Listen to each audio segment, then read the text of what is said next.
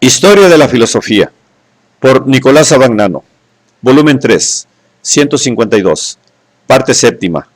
La filosofía entre los siglos XIX y XX. Capítulo 1. El espiritualismo. 683. Barisco, Carabellese. La concepción monadológica reaparece en la filosofía de Bernardino Barisco. Chiari, 20 de abril de 1850 al 21 de octubre de 1933. Barisco atravesó una fase positivista que se manifiesta sobre todo en su obra Ciencia y Opiniones, 1901, en la que, intentando explicar toda la realidad física y psíquica con el atomismo, acaba por atribuir a los mismos átomos, como había hecho Haeckel, una cierta fuerza psíquica. Pero ya en esta obra, reconociendo la fe religiosa y su visión de la vida como un hecho, dejaba abierta la posibilidad de opiniones, de creencias que coexistieran con la ciencia, y, por ello, se redujeran finalmente a unidad con esta última. En obras sucesivas, Máximos Problemas, 1909, y Conócete a ti mismo, 1912, Barisco acepta explícitamente el espiritualismo monadológico de Leibniz, completándolo con la doctrina de Rosmini del ser ideal. La realidad está constituida por una multiplicidad de sujetos particulares, cada uno de los cuales es un centro del universo fenoménico. Tales sujetos están constituidos no solo por la conciencia clara o actual, sino también por una esfera mucho más vasta de subconsciencia. No existe ningún noúmeno o cosa en sí. Todo sujeto varía por una espontaneidad que le es propia. Pero sus variaciones interfieren con las de todos los demás sujetos, y esta interferencia es un fenómeno, un hecho objetivo. La aparición de un hecho implica un factor alógico, pero no por esto irracional, que es la actividad espontánea a la que se debe la variación de los sujetos, y un factor lógico, que es la unidad de los sujetos mismos, unidad por la cual se unen entre sí y que es constitutiva de cada uno de ellos. Sobre esta unidad se funda el orden universal y, por tanto, la posibilidad de las leyes que lo regulan. Para explicarla, Barisco recurre a la idea rosminiana del ser. El ser unifica a los sujetos particulares porque es, en primer lugar, el concepto común a todo ser pensante, y en segundo lugar, el elemento común de toda cosa u objeto.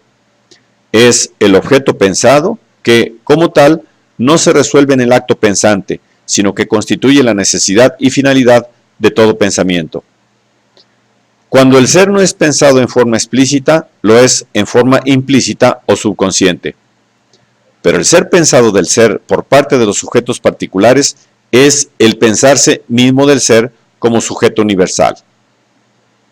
De manera que el existir de los sujetos particulares y, por tanto, el existir del universo fenoménico se reduce a su ser pensamientos del sujeto universal.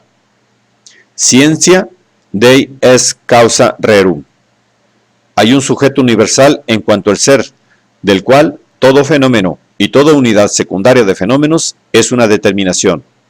Tiene conciencia de sí mismo, o más bien es conciencia de sí mismo. Hay mundo fenoménico, en cuanto el ser, consciente de sí, actúa en sí aquellas determinaciones. Las dos obras citadas, que son también las más notables, dejan indeterminado el carácter del ser supremo y, por tanto, indecisa la elección entre panteísmo y teísmo. Aquellas determinaciones por las que se constituye el mundo fenoménico, dice Barisco, son o no son esenciales al ser.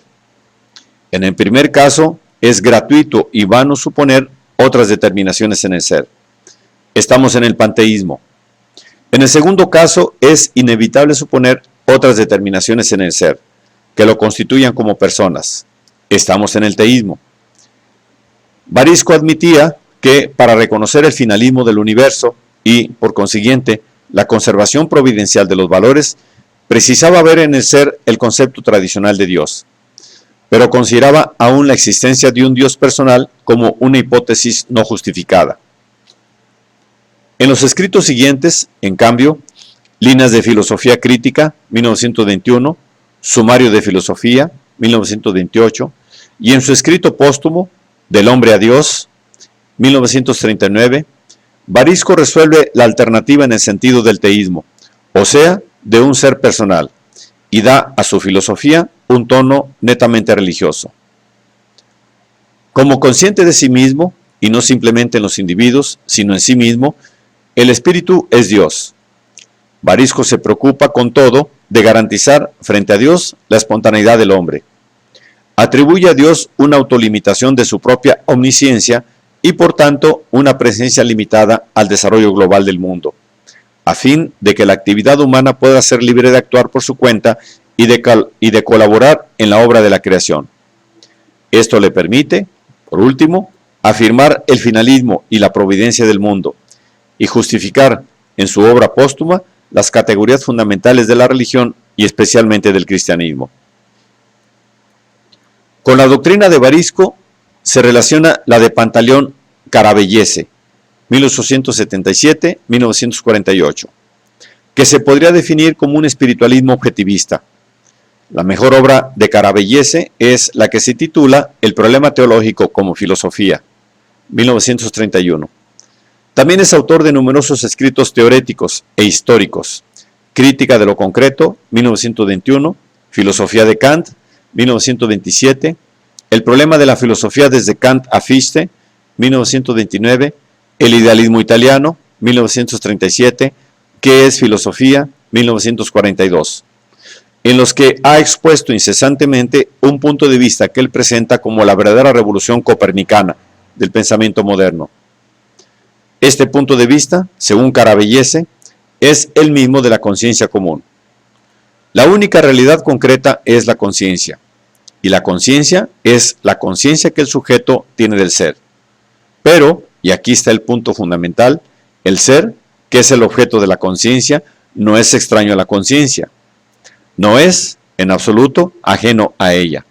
Es el objeto de la conciencia absolutamente inmanente en ella, objeto que Carabellese llama en sí únicamente para distinguirlo como puro ser universal, de los objetos empíricos dotados de existencia particular. No se debe pensar que, de los dos términos de la conciencia, uno, el sujeto, sea conciencia, y el otro, el objeto, sea no conciencia. En cambio, se debe pensar el todo concreto que es la conciencia racional. El sujeto consciente del objeto, el ser en sí que está presente a la conciencia. El ser en sí, como objeto puro de la conciencia, no es la cosa real que resulta de la experiencia, es más bien la cosa en sí, que es fundamento de aquella. La cosa real es relativa, la cosa en sí es absoluta. La primera es la cosa en su generarse, y la segunda es el principio inmanente de esta generación. Pero si la alteridad no pertenece a la objetividad de la conciencia, que es pura inmanencia, pertenece en cambio a la subjetividad. Lo otro, que cada cual encuentra en el yo consciente como momento esencial de la conciencia, es el otro yo. La alteridad no es extrañeza y no implica la diversidad, sino la homogeneidad. El otro del sujeto es pues otro sujeto, otro yo. Y la relación de alteridad es aquella de la cual resulta la multiplicidad de los sujetos. La conciencia concreta implica, por lo tanto, no solo el conocimiento del ser en sí, sino también la subjetividad múltiple, que germina en el ser y es constituida por él. La subjetividad es siempre particular, individual, múltiple. La universalidad y la unidad están en el objeto. Esto indica que la experiencia no está constituida por la relación sujeto-objeto, sino por la de los sujetos particulares entre sí. La experiencia implica una multiplicidad de experimentantes, y este ser conjunto de los experimentantes forma las cosas experimentadas, cuyo conjunto y cuya compenetración es la naturaleza. Ahora bien, la cosa en sí, el objeto puro de la conciencia, es Dios mismo. En efecto, sus caracteres, la unicidad, la absolutividad, la universalidad, son los caracteres de Dios. Pero, como objeto puro, Dios es el ser, no el existente. La existencia es propia de las cosas particulares y empíricas, en las que se fragmenta, a través de la multiplicidad de los sujetos, el objeto puro. Pero el objeto puro no existe. No existe ni siquiera como sujeto, ya que en tal caso tendría aún una forma de existencia. La afirmación de Dios es la objetividad implícita en todo acto de pensamiento. El concepto del filósofo, la intuición del creyente, extraen su valor solo de ella. El argumento ontológico, que en la tradicional forma existencial es insostenible, se convierte en indiscutible si se expresa diciendo yo pienso, luego afirma Dios. Si tú niegas a Dios, no piensas. Pensar significa, en efecto, pensar el ser o el objeto en sí, esto es, Dios. Pero Dios no tiene ninguna de las características que las religiones le atribuyen, por cuanto toda religión se funda en la conciencia puntual e imperfecta del ser en sí. Él no es yo, no es sujeto y no es ni siquiera conciencia, ya que la conciencia, como conocimiento del ser en sí, no puede nunca llegar a ser objeto. Dios es la idea pura de la razón, el en sí de lo concreto y de la conciencia, no la conciencia. Esta posición de Carabellese es la inversión simétrica del idealismo actualista de Gentile. Los caracteres de este idealismo atribuye al sujeto. Los caracteres que este idealismo atribuye al sujeto son aplicados por Carabellese al objeto. No es el yo, sino el objeto, lo que es pura actividad, unidad y universalidad. Recíprocamente, los caracteres que el citado idealismo atribuye al objeto son referidos por Carabellese al sujeto. Los sujetos se oponen al objeto como lo singular a lo universal, lo múltiple a lo único y lo relativo a lo absoluto. La naturaleza, que para el idealismo es objetividad, se convierte en subjetividad. La objetividad es Dios. La subjetividad es algo real, naturaleza. Los mismos sujetos son pura y simplemente constituidos por el objeto, mientras para el idealismo los objetos son constituidos por el sujeto. Esta simetría esclarece el significado histórico de la doctrina de Carabellese, que es la transcripción del espiritualismo rosminiano en términos de inmanentismo actualista. ¿Cuál es la misión de la filosofía desde ese punto de vista? Evidentemente, el de alcanzar y liberar la objetividad de la conciencia en su pureza.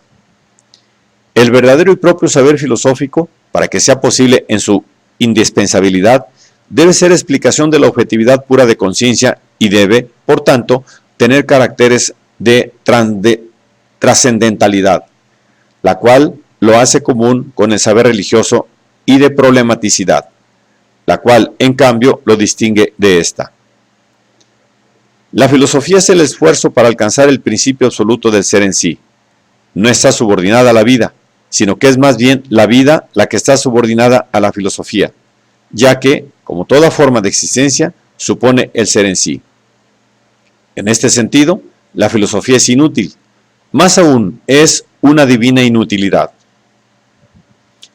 Esta está también privada de toda normatividad, porque también la normatividad, poniéndola al servicio de la vida, la sometería a ella. Está fuera de los acontecimientos humanos y rechaza toda historicidad. El filósofo, más que cualquier otro pensador, debe vivir despreocupado de su propio tiempo, absorbido por todo aquello en que la conciencia sobrepasa la vida. Indudablemente, en estas actitudes de Carabellese se advierte el propósito honrado de garantizar la autonomía y la dignidad de la filosofía. Pero en la forma de hacerlo se parece al que, para liberarse de la servidumbre de respirar, quisiese vivir fuera del aire.